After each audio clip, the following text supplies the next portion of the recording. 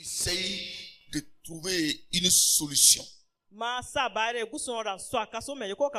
pour pouvoir alors sauver l'homme. Il prit Noé pour faire l'arche. Après Noé, l'échec de Noé, il prit Abraham. Après Abraham, nous voyons, il choisit Jacob. De Jacob, les enfants d'Israël sont venus en Égypte. De l'Égypte, il choisit Moïse pour la délivrance. Alors, de Moïse, il choisit Josué pour la conquête de Canaan. Ainsi, après ça, les rois sont installés. Dieu choisit David, par lequel il fera naître le sauveur. De la tribu de David est né Jésus, le roi des rois. Donc Dieu a amené toutes ces personnes-là à être ce qu'il veut qu'ils soient avant que son plan ne s'accomplisse. Donc Dieu a un projet pour ta vie. Nous dit Jérémie, un projet merveilleux. Un projet rempli de gloire et de succès. Mais ce projet-là, avant qu'il ne soit réalisé dans ta vie, il désire que tu sois quelque chose. Tu sois dans certaines conditions. Premièrement, Dieu veut que tu marches avec lui comme Enoch a marché avec lui. Ça veut dire Enoch était âgé de 65 ans. Et après la naissance de son premier fils Métushélah, il choisit désormais de marcher avec Dieu. Qu'est-ce que ça veut dire? Ça veut dire avant la naissance de Métushélah, Enoch certainement a été emporté par la corruption de son temps. Il marchait comme les autres. Mais à un moment donné de la vie d'Enoch, il prit conscience de ce que mes contemporains font là n'est pas normal. Moi, je change ma vie pour faire ce que Dieu veut.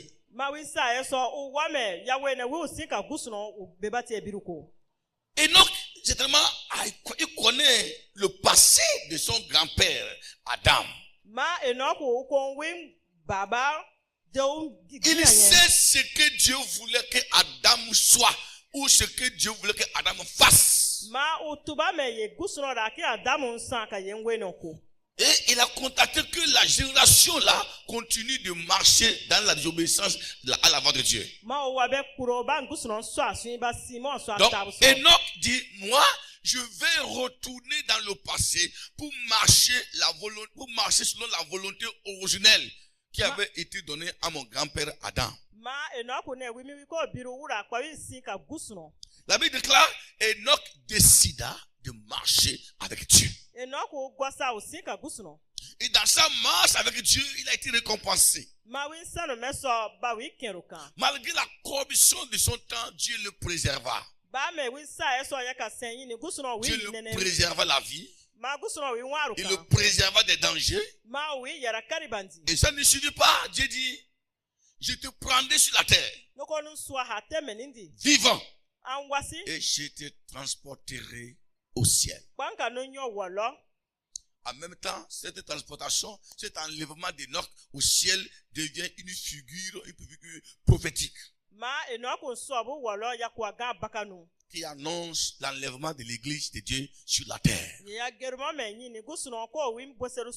avait la vision de prophétiser, d'annoncer prophétiquement qu'un jour tous ceux qui croiront en lui seront enlevés. Mais il attendait voir s'il y a quelqu'un sur la terre qui va marcher selon sa volonté. À travers la personne, il pourra donner cette prophétie. Et il trouva cet homme qu'on appelait Enoch. Je vais te dire ce matin que Dieu a une prophétie. Dieu a un plan pour le monde. Il a un message pour le monde. Et vous savez, tous les messages de Dieu ne sont pas les oracles. Il y a des messages de Dieu qui ne sont rien que des actes que nous posons. Pour annoncer le jugement, Dieu dira à Jérémie de prendre les sacs déchirés, de porter sur sa tête et de marcher comme un fou. Et quand le peuple va demander pourquoi tu fais ça, il leur dira, c'est ainsi vous marcherez comme de fous lorsque les Babyloniens viennent vous emporter. Oui, parfois, Dieu attend voir dans nos vies des actes concrets, des actes purs. Et à travers ces actes-là, il va utiliser pour donner un message pour la génération. Dieu profite de la vie d'Enoch pour dire ainsi un jour viendra, l'église de Dieu sur la terre sera enlevée.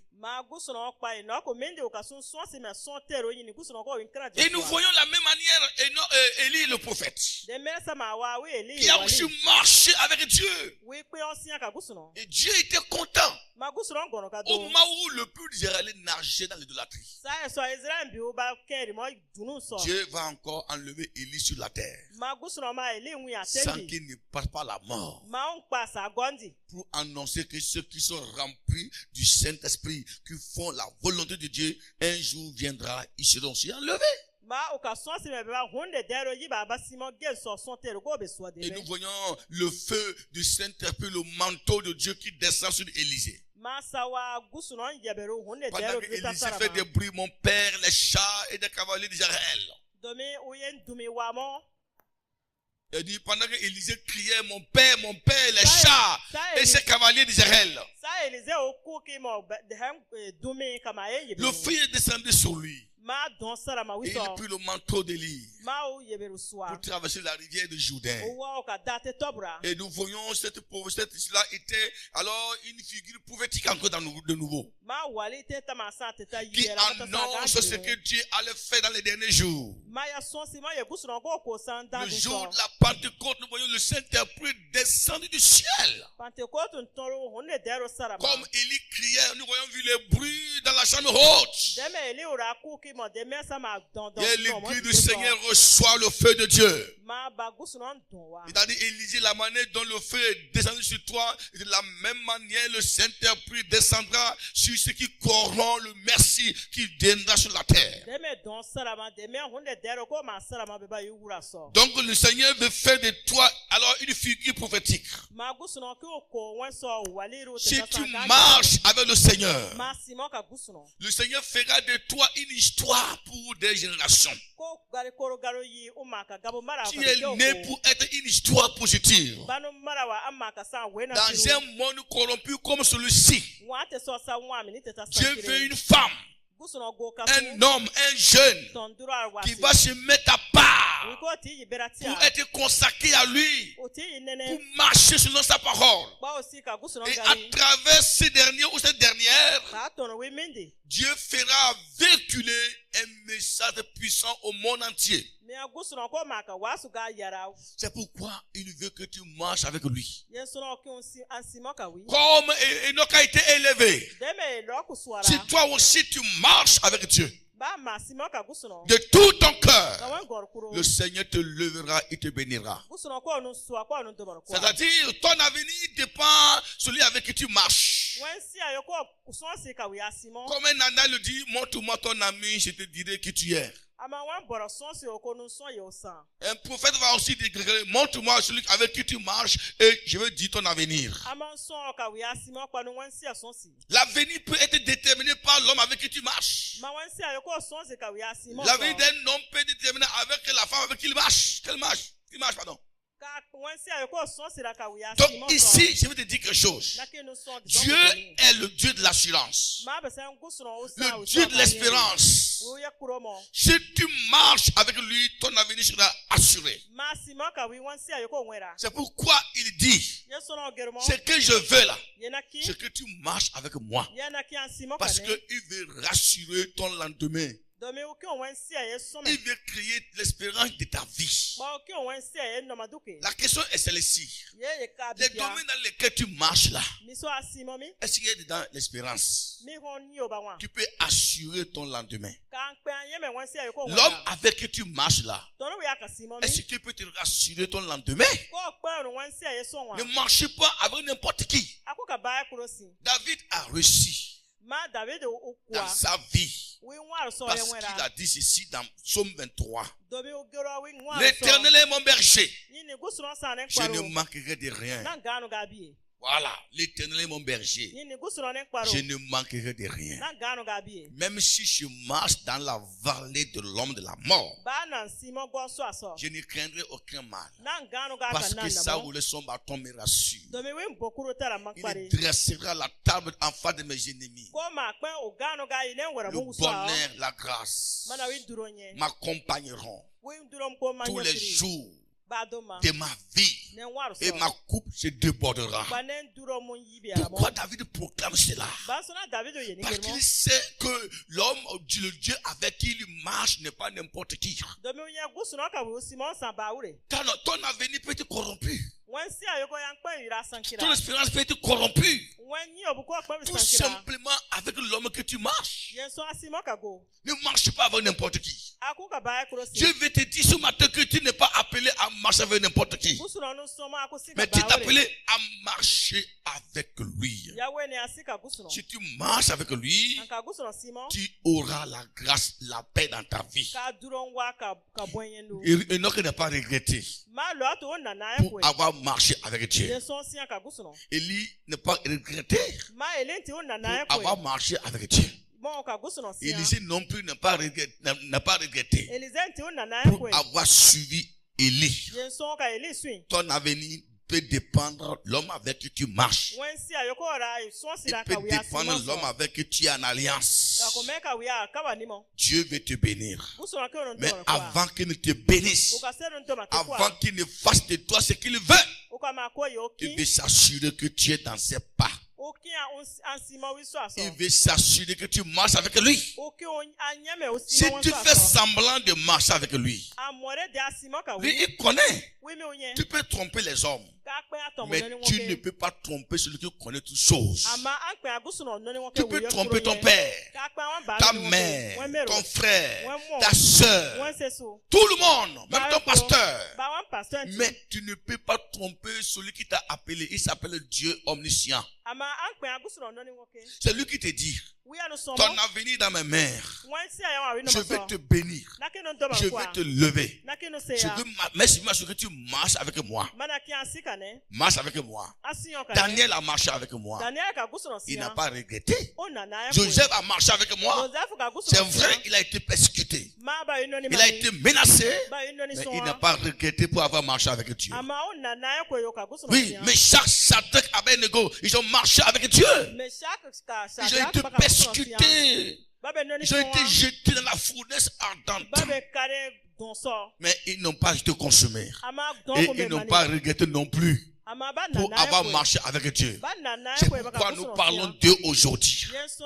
Si tu veux voir ton nom rester dans l'histoire, si tu veux tracer, si tu veux laisser les traces de ta vie sur la terre, si tu veux que les gens, chaque que tu as vécu sur la terre, la meilleure manière de laisser les traces, c'est de choisir aujourd'hui même de marcher avec Dieu. C'est-à-dire en faisant sa volonté, en étant dans ses pas. Voilà ce que Dieu veut que tu fasses avant qu'il ne te bénisse. Il ne peut pas te bénir ni te lever si tes pas ne sont pas dans ses pas. Il ne peut pas faire de toi ce qu'il veut s'il n'est pas rassuré que tu es avec lui. Parce que si tu n'es pas avec lui, tu seras avec le diable. Voilà pourquoi le Seigneur dit: je veux que tu marches avec moi. Veux-tu marcher avec Dieu ce matin? Veux-tu marcher avec lui? Si vraiment tu décides de marcher avec Dieu, rien ne pourra te détruire. Le diable tentera, les démons tenteront, les sorciers tenteront, pour te détruire, mais ils ne pourront pas. Ils ne pourront pas. Ils passeront par tous les moyens. Mais tu vas voir, à la fin, tu sors toujours victorieux. Tu sors victorieux. La fois dernière, quand j'étais là, j'ai mené une grande lutte dans mon sommeil. J'ai vu une petite fille, une petite comme ça, qui jetait les phares dans mes yeux. Il dit, on m'a envoyé pour te rendre aveugle. Parce que tu as délivré nos victimes. Mais dans mon sommeil, je lui répondais, je suis plus blanc que la neige. Je suis plus blanc que la neige. Parce que le sang de Jésus m'a lavé. Et je suis avec Christ. C'est ce que je disais, je vais me réveiller. Mais cela est arrivé. Cela est arrivé où mes enfants se sont trompés, ils ont pris un produit toxique pour verser dans mon œil droit. Et mon œil allait se perforer. C'est comme ça, toute ma tête, c'est comme on prenait la scie pour couper ma tête. J'ai mis ma tête dans l'eau. J'ai bougé avec les yeux. Mon épouse m'a mené à l'hôpital. Le docteur me dit, mais si, avec ce produit-là, si tu faisais encore 5 minutes, pasteur, tu perdrais ton œil. Mais gloire à l'Éternel. Gloire à l'Éternel. Je suis là avec mes deux yeux bien voyants. Le diable a attaqué, mais comme je marche avec Dieu, Dieu m'a délivré. Qu'est-ce qui a montré que je marche avec Dieu? Je disais dans mon sommeil, je suis plus blanc que la neige. Je suis plus blanc que la neige. Deuxièmement, Dieu veut que tu sois attaché à lui. Il veut que tu sois attaché à lui. Il ne veut pas seulement que tu marches avec lui, mais il veut aussi que dans ta marche là, tu sois collé, cimenté avec lui. Il y a des gens qui marchent avec Dieu mais à distance. Ils marchent avec Dieu mais à distance. Ils ne sont pas collés avec lui. Ils sont comme Simon-Pierre avant la Pentecôte qui suivait Jésus à distance. Parce qu'il avait peur qu'on dise qu'il est disciple de Christ. Il ne voulait pas confesser devant le monde qu'il est le disciple de Christ. Il y a plusieurs chrétiens dans l'église. Ils sont chrétiens, mais ils ne veulent pas que le monde sache qu'ils sont chrétiens. Ils viennent à l'église, mais ils ne sont pas collés. Ils ne sont pas attachés avec Dieu, à Dieu. Dans Deutéronome, chapitre 10, le verset 20. La Bible dit, tu craindras l'Éternel ton Dieu. Tu le serviras. Tu t'attacheras à lui. Et tu jureras par son nom. Dans ce passage, nous voyons être attachés avec Dieu, à Dieu, c'est le craindre également. C'est le craindre. C'est le servir avec sincérité.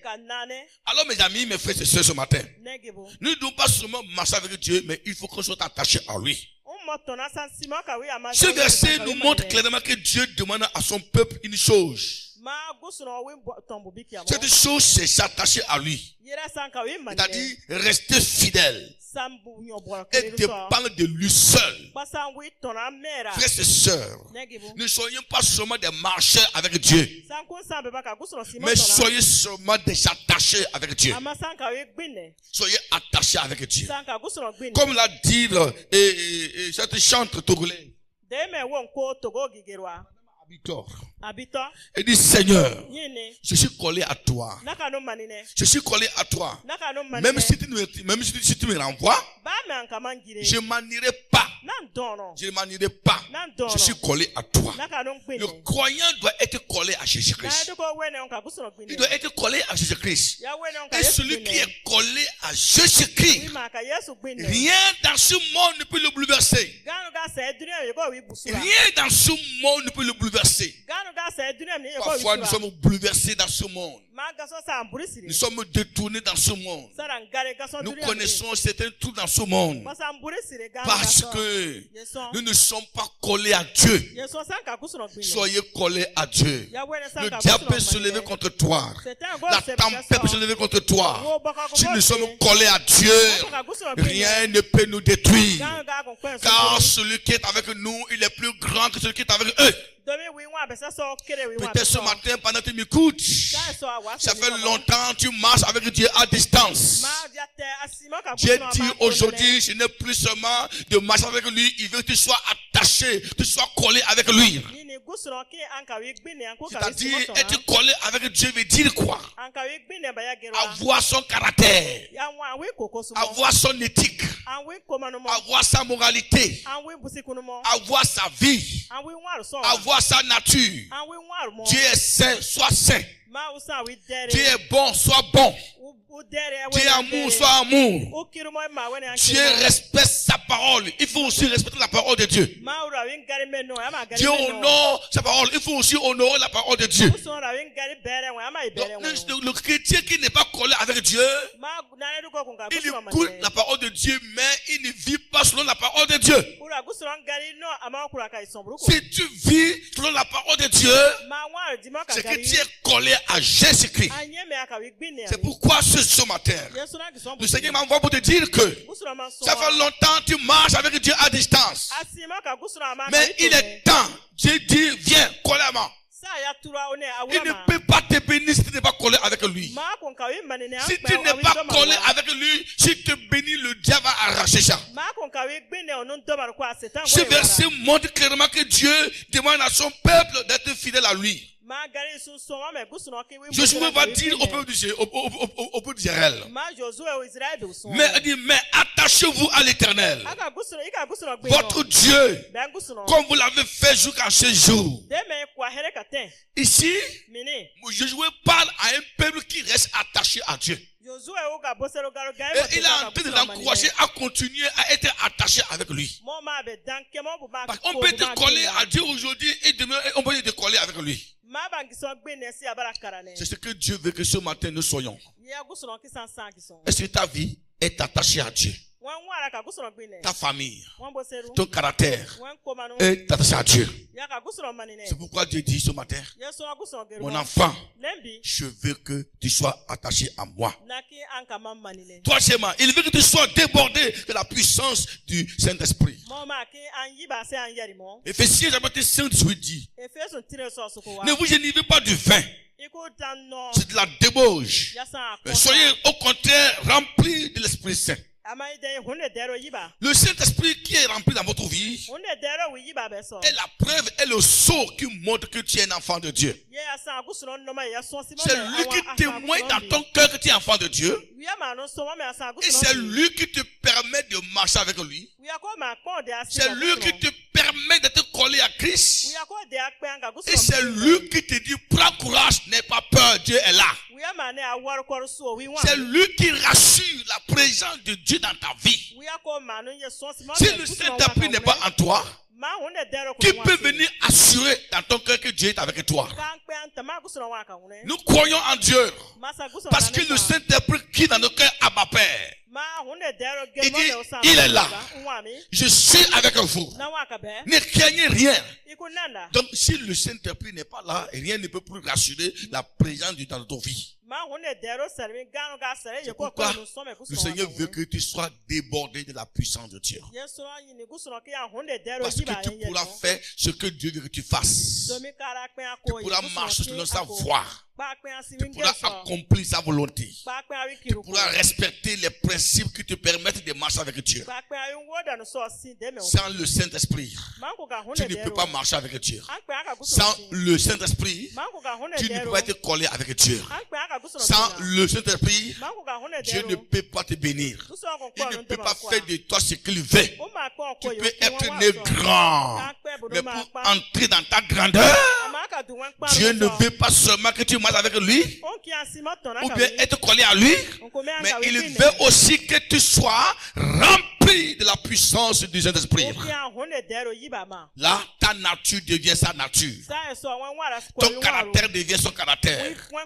Tes paroles deviennent ses paroles. Ta bouche devient sa bouche.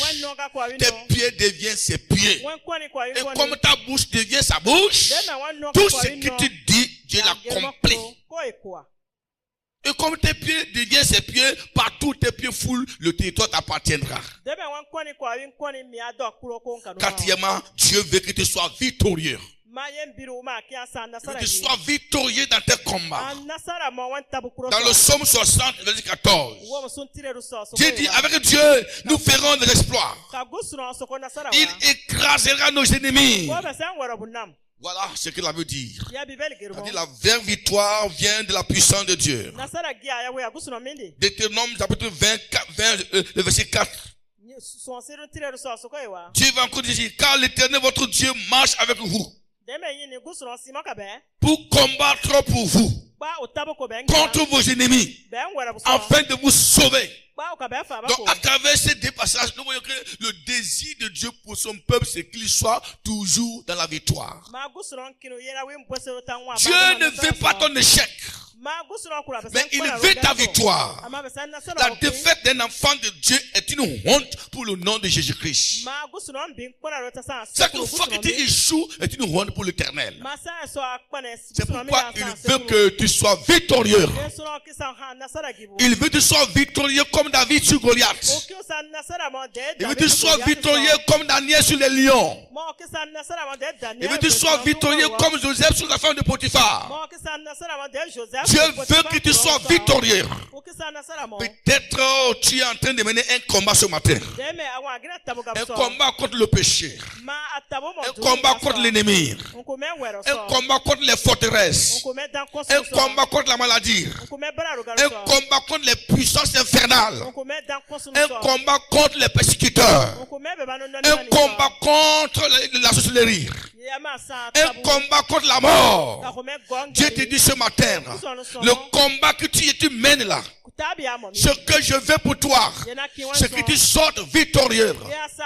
Si tu échoues dans ce combat, ce n'est pas le plan de Dieu. Dieu n'est pas un Dieu d'échec, mais il est un Dieu de victoire. Et comme il est un Dieu de victoire, toi aussi, pour savoir qui est ton enfant, il veut que tu sois aussi victorieux. C'est pourquoi ce matin, je voulais proclamer ta victoire sur l'ennemi ce matin au nom de Jésus-Christ. Ton Dieu est victorieux. Ton Dieu est victorieux.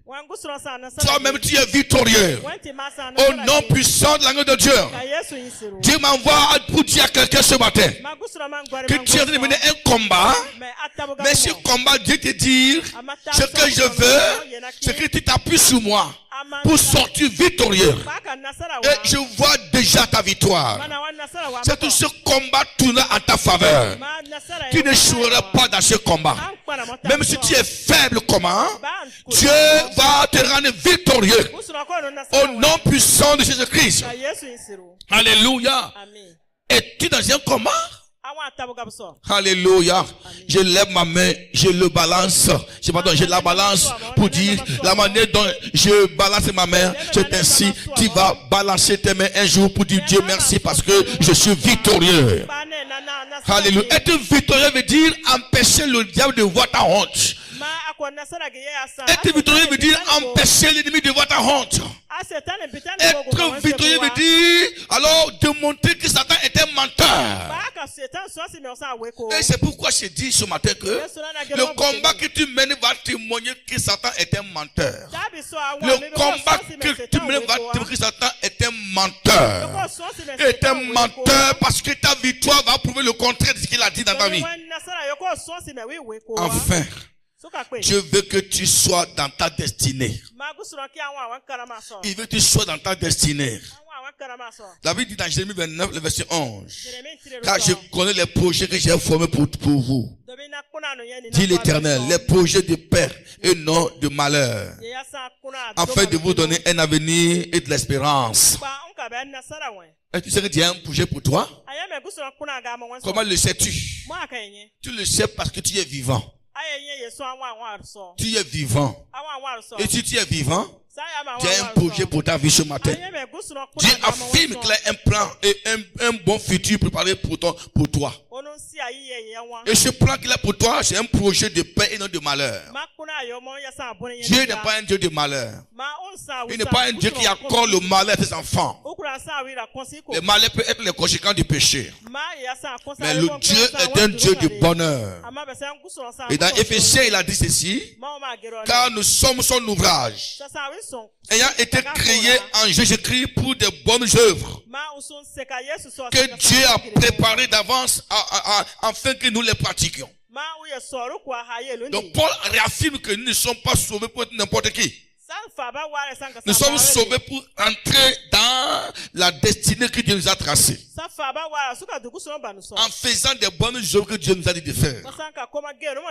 Dieu a préparé des œuvres, un chemin pour chaque croyant. Donc Dieu ne veut pas que tu sois dans la destinée d'un autre. Si tu es dans la destinée d'un autre, tu ne pourras pas devenir ce que Dieu veut que tu sois. Jamais. Beaucoup de chrétiens aujourd'hui marchent en reculant. Parce qu'ils sont dans les traces de la destinée des autres. Si tu marches dans la destinée d'une autre personne, tu ne peux pas briller. Chacun de vous a une destinée. Et chacun de vous a une voie que Dieu a tracée pour le conduire dans sa destinée. Le problème, c'est que parfois nous quittons notre voie et nous voulons emprunter la voie des autres. Donc voilà, mais si tu empruntes la voie de l'autre, lui va réussir. Lui va réussir. Tu pourras même l'aider à réussir, mais toi tu ne réussiras pas. Parce que tu n'es pas dans ta destinée. C'est quand on est dans sa destinée, on est élevé. On brille, on avance. Si tu quittes la voie qui conduit vers ta destinée et tu empruntes la voie des autres, tu peux bien beau vivre sur la terre, mais tu passeras à côté de ce que Dieu veut que tu deviennes. Voilà pourquoi plusieurs personnes vivent à côté de leur bénédiction. Elles vivent à côté de leur mariage. Elles vivent à côté de leur prospérité. Parce que depuis qu'ils sont chrétiens là, ils ne sont jamais dans leur destinée. C'est ça la vérité, mes amis. Je suis en vie aujourd'hui parce que je suis rentré dans ma destinée qui est le ministère pastoral. Chaque fois que Satan vient pour me détruire, l'onction pastorale me couvre. Mais si ce n'était pas pasteur et je suis dans la destinée d'un autre, je serais déjà mort. Il y a un chemin qui peut te conduire au mariage. Il y a un chemin qui peut te conduire aux prospérités. Il y a un chemin pour te conduire dans la destinée. Il faut l'emprunter. Ne regarde pas la voie des autres. Tu besoin de pleurer aujourd'hui. Oh, Dieu m'a abandonné, Dieu m'a laissé. Non, je n'aime pas dire que tu as abandonné. C'est que le chemin que Dieu a laissé ça. Et tu empruntes la voie des autres. Ce matin, Dieu veut que tu fasses ainsi. Rentre dans ta destinée. Dieu veut ainsi pour toi. Et je veux conclure pour dire, mes amis, Dieu ne veut pas seulement que tu sois dans ta destinée. Il veut aussi que tu regardes des gens qui sont rentrés dans leur destinée. David, Joseph, Daniel, tous ces gens-là, ils sont rentrés dans leur destinée. Jacob, dans sa destinée, ils sont devenus des grandes personnes. Et nous parlons d'eux aujourd'hui. Alléluia. Comment faire alors pour être ce que Dieu veut que tu sois? Ça peut être bizarre pour vous ce matin. La première des choses, il faut être saint. Sois saint. Dieu est saint. Il faut être saint. Apprenez à marcher dans la sanctification. Tu ne peux pas marcher avec un Dieu saint étant comme un homme souillé. Soyez saint dans vos caractères. Soyez saint dans vos comportements. Soyez saint même dans vos prières. Soyez saint dans votre adoration. Soyez saint dans votre ministère. Soyez saint dans tout ce que vous faites. Ne faites rien dans le péché. Ne faites rien dans le péché. La Bible déclare dans Isaïe 59, le verset 1 avait dit: la main de l'Éternel n'est pas très courte pour nous sauver. Son oreille n'est pas toute pour entendre. Mais ce sont vos péchés qui vous cachent la voix de Dieu. Celui qui vous cache la face de Dieu. Et la face de Dieu, c'est sa présence. Si tu vis dans le péché, alors tu es privé de la présence de Dieu. Donc c'est pourquoi Dieu veut que nous soyons saints. Si tu es saint, Dieu te bénira. Si tu es saint, il va te lever. Tout ce que tu vas demander, il va te l'accorder. Parce que tu es de la même nature que lui. C'est ce que Dieu attend de nous.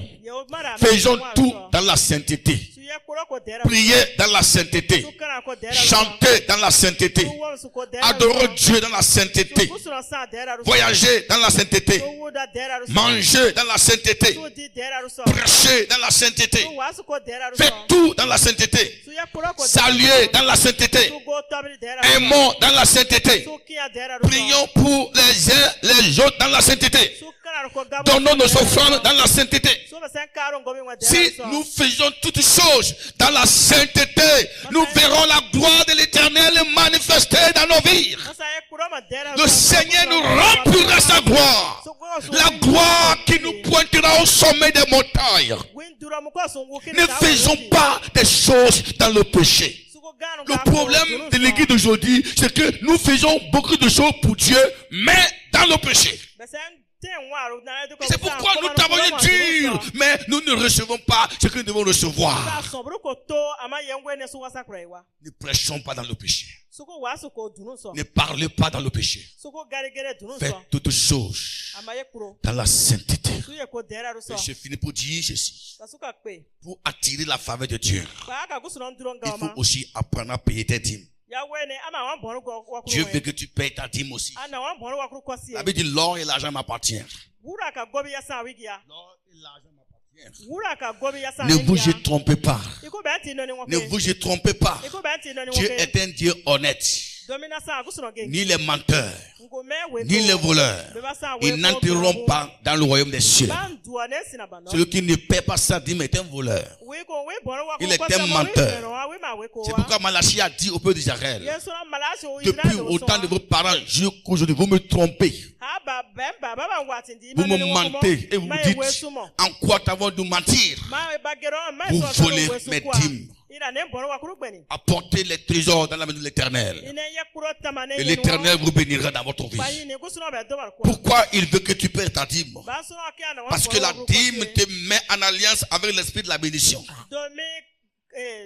La dîme te met en alliance avec l'esprit de la bénédiction. Parce que la dîme te protège contre l'esprit de dévoreur. Parce que la dîme te sécurise. Si tu veux être préservé de l'esprit de dévoreur, il faut payer tes dîmes. Pas avec contrainte, mais avec volonté, avec joie. Mais dans le paiement de ta dîme, il faut pas le faire dans le péché. Si tu payes ta dîme dans le péché, c'est pas la dîme. Si tu payes ta dîme dans l'immoralité, c'est pas la dîme. Parce que ta dîme ne remplace pas ta sainteté. Ta dîme ne remplace pas la sainteté de Dieu. La sainteté de Dieu d'abord. Avant toute chose. Pourquoi? Parce qu'il peut couvrir les dîmes et remplacer cela par le péché. Non. Soyons saints. Payons nos dîmes. Payons nos dîmes. Aussi, payons nos prémices. Alors, la prémisse, c'est un degré plus fort que la dîme. C'est un degré plus fort que la dîme. La prémisse est différente que la dîme. La prémisse, c'est le premier fruit de ce que tu as. Que tu donnes la totalité à l'Éternel. La prémisse veut dire que, Seigneur, tout cela t'appartient, tout le reste, ce qui va venir est sécurisé par toi. C'est-à-dire, je te donne le droit de sécuriser tout ce qui va devenir. Je donne un exemple d'un enseignant qui vient de prendre, qui a pris le service de l'enseignement dans l'année. Le premier salaire du mois de janvier, là, il doit vous dire s'il a la foi. Parce que c'est la prémisse de l'année. Je la donne à l'Éternel. Pour dire, Seigneur, le reste de mon année scolaire est sécurisé par toi. Donc, celui qui paie sa dîme, alors sécurise tout ce qu'il a entrepris dans le présent, dans le futur. Voilà le contexte dans lequel le Seigneur a demandé à Israël de payer la prémisse. Et il nous encourage de le faire également. Parce que ça sécurise notre vie. Ça sécurise tout ce que vous entreprenez. Et les gens qui ont entrepris une œuvre. Ils ont entrepris une œuvre. Et à la longue, un vent vient tout renverser. Un vent vient tout renverser. Pourquoi le vent a tout renversé? Parce que lorsque l'œuvre est venue, tu n'as pas bâti un hôtel de sécurité. Donc la prémisse est comme un hôtel de sécurité que vous bâtissez votre terre. C'est pourquoi Dieu a mis à part des choses, la dîme et la prémisse à part. Il dit apportez-moi vos prémices. Apportez-les, cela c'est votre sécurité. Alors je suis un vendeur. Je suis un tailleur. Voilà, janvier est arrivé. Alors la première couture, le premier fruit de ma couture que j'ai faite dans le mois de janvier, si je suis un croyant, si j'ai la foi, écoutez très bien, alors c'est ma prémisse, je donne ça à l'Éternel. Beaucoup de chrétiens désirent les bénédictions du peuple de Dieu, mais ils ne font pas même la moitié de ce qu'ils font. Et les chrétiens n'aiment pas entendre cela. C'est comme il y a certaines choses qui ne sont pas bibliques. Oh, le diable nous a tellement aveuglés souvent, on voit certaines choses qui ne sont plus bibliques. Ne choisissez pas ce que vous pouvez faire dans la Bible, mais choisissez de faire ce que Dieu a demandé que tu fasses. Si tu veux grandir avec Dieu, et tu veux aller loin avec Dieu, ne choisissez pas ce que tu peux faire dans la Bible. Choisis faire ce que Dieu a recommandé de faire. Que Dieu te bénisse ce matin. Afin que ta vie soit une bénédiction. Et que ce que Dieu décide de toi soit accompli au nom de Jésus-Christ. À la lumière de ces messages, je veux te dire, Dieu veut quelque chose dans ta vie ce matin. Il veut te bénir. Il veut te lever. Il veut te faire grandir. Il veut te mettre à la tête. Mais il veut d'abord que tu marches avec lui. Tu sois collé avec lui. Il veut que tu sois saint. Il veut que tu sois débordé de l'Esprit Saint. Et pour y parvenir, il faut marcher dans la sainteté. Apprenez à honorer Dieu par nos dîmes et nos prémices, par nos offrandes. Là, votre bénédiction est complète. Dans la Bible, il y a des catégories de bénédictions. Il y a des catégories de bénédictions dans la Bible. Les bénédictions spirituelles et les bénédictions matérielles et sociales. Dieu a mis tout dedans pour que nous soyons au comble de toutes les bénédictions. Moi, quand j'étais chrétien, je croyais que... Moi, je pensais que... Je pensais que c'est la dimension qui est vraie, quoi.